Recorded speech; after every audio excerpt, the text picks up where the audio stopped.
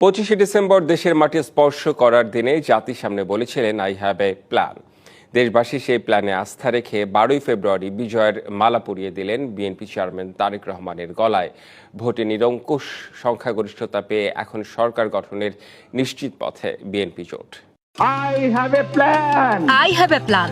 দীর্ঘ 17 বছর পর জন্মভূমিতে ফিরে দেশের মানুষের উদ্দেশ্যে এই কথাটাই বলেছিলেন বিএনপির চেয়ারম্যান তারেক রহমান।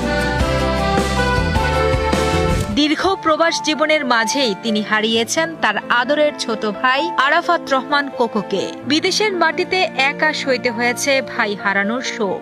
দেশে এসেই হারিয়েছেন মমতাময়ী মা বেগম খালেদা জিয়াকে। প্রিয়জনদের হারানো এবং অমানবিক শারীরিক নির্যাতনের ক্ষত বয়ে বেরিয়েছেন বছরের পর বছর। শত অপমান আর অপপ্রচারের বিপরীতে তার এই ফিরে আসা এবং টান টান উত্তেজনার পর রাজধানীর ভিআইপি ও হাই ভোল্টেজ ঢাকা 17 আসনে বেসরকারিভাবে বিএনপির চেয়ারম্যান তারেক রহমানের জয় যেন দীর্ঘ ত্যাগের বিরুদ্ধে সাধারণ মানুষের এক নীরব বিপ্লব।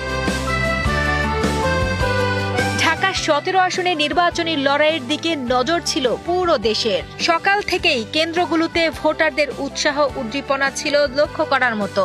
দিনভর ভোট গ্রহণ শেষে গণনার পর দেখা যায় বড় ব্যবধানে জনরায় গিয়েছে ধানের শীষের পক্ষে।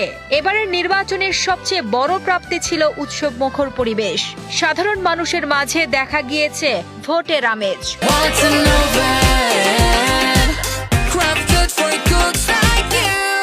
নির্বাচনী প্রচারণায় তারেক রহমানকে সঙ্গ দেন তার স্ত্রী জুবাইদা রহমান, কন্যা জাইমা রহমান এবং তার প্রয়াত ভাই আরাফাত রহমান কোকোর স্ত্রী শর্মিলা রহমান।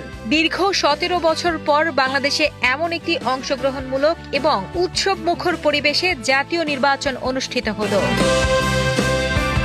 ঢাকা 17 ভিআইপি আসনে বিএনপির চেয়ারম্যান তারেক রহমানের প্রধান প্রতিদ্বন্দ্বী হিসেবে মাঠে ছিলেন জামায়াত ইসলামের প্রার্থী ডাক্তার খালিদুজ্জামান।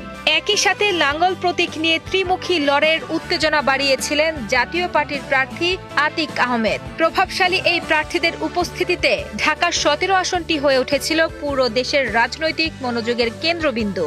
অবশেষে সব শঙ্কা দূর করে ঢাকা 17 আসনে বিজয়ের মাধ্যমে শুরু হতে যাচ্ছে দেশের রাজনৈতিক অঙ্গনের সবচেয়ে আলোচিত এবং প্রভাবশালী তারেক রহমানের পথ চলা।